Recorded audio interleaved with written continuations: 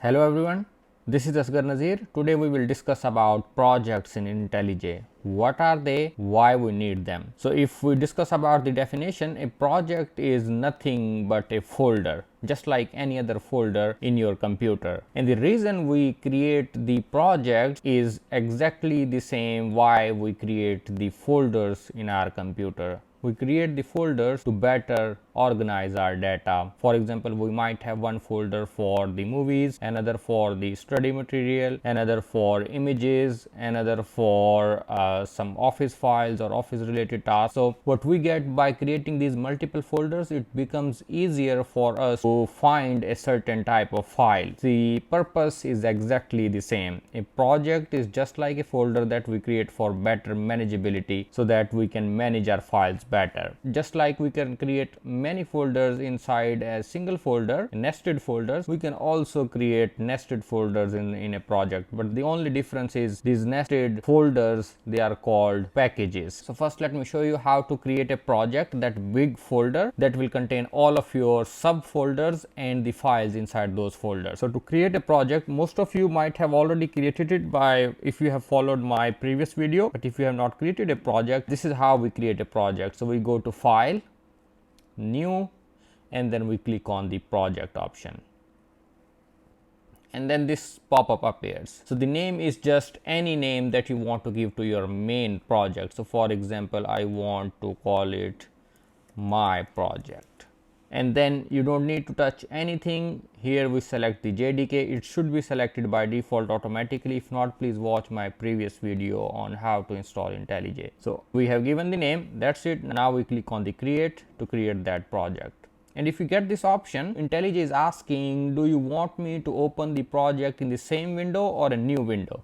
So it's always a good idea to open it in the new windows so that you don't lose access to your previous project. And this is what you get after creating a project. So this is my project. I called it my project, and it has the src, another folder inside it, and then it has a file called main. Now these are called Java classes. These are nothing but special types of files with the extension of .java where we write our Java code. For example, IntelliJ has already written some default code for me, and if I run this code, I can see my output. But for your project, you might be needing subfolders to better organize your code. For example, for each class, I have created a different package. So to create a package again, it's nothing but a subfolder inside your main folder. What is your main folder? My project is your main folder, and then we are creating subfolders inside the main folder. So we click on new, and then we say package. So let's say class 1, and check this out. If we are using a reserved word from Java, for example, if I try to use public, because public is a reserved word, as you can see it from here, we cannot use it for the package name.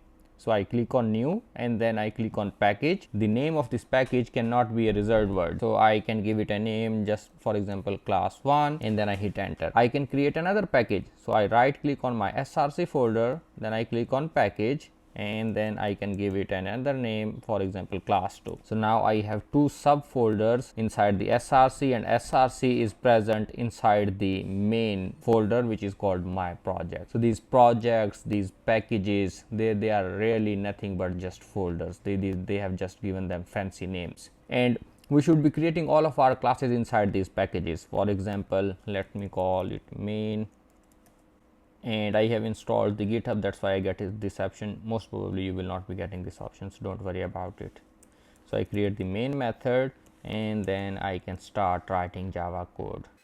So when you will be following me in this series, I will be creating a lot of new packages and a lot of classes inside those packages. So I just wanted to walk you through how to create a project, then how to create packages, and then how to create classes inside these packages. Now I have also written all the notes for you, how to create a project, how to create a package, how to create a Java class, and all the steps. For example, click on the file, and then click on new, and then click on project if you want to create a new project. Similarly, if you want to create a new package, then these are the steps that you should be following. Have some practice before you start following me, so that when I will be creating these classes during the videos, you can also follow me. Now I also want to discuss a little little bit about the rules of Java. So these are some common rules that if we follow, we can avoid a lot of errors. For example, one rule says that all the opening brackets, they must have their closing end as well. So all the type of brackets like the parentheses, the middle bracket or curly bracket or the square bracket or the large bracket, they all must come in pairs. If you have an opening curly bracket, you must have a closing curly bracket as well. They come in pairs, so starting and then ending. So always look for these brackets if you have closed all the brackets properly. Another rule is, if I want to run some kind of Java code, I need this main method. I have also explained this, what is this main method, in the series.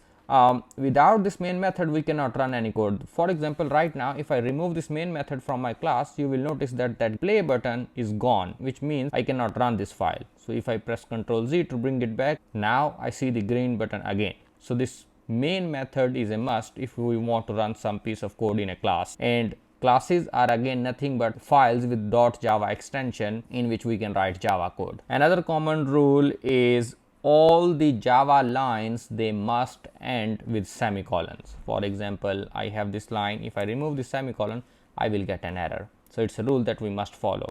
Whenever we have an opening curly bracket, there we don't need the semicolon. Otherwise, for all the lines, they must have a semicolon. Otherwise, it will not work. And then we will be using some shortcuts to write the main method and the print statements quickly. So for example, if I want to print something on the console, I can simply type s out and then I can hit the tab or the enter button and it will complete system.out.println. This is the command that we use to print something on the console. So now if I run this code, I will see this output on the console. So whenever you have to print something on the console, this is the command that you should use. Then you should write double quotes and then you should put whatever you want to display on the console. So you will see the exact same text on the console. And if you want to avoid writing this complete public static void main, there is also a shortcut for this. So you can simply type main and then hit enter and it will autocomplete for you. Also, this main method is a very specific method. Even if I miss one p from the public, it will not work. So make sure you exactly type the same public static void main, otherwise it will not work. So that's it for this video. The purpose of this video was to show you how to create the project and the packages inside those projects and then files in which you will be writing your code so that you can follow me easily for the next videos in this series. Bye bye, take care and don't forget to subscribe.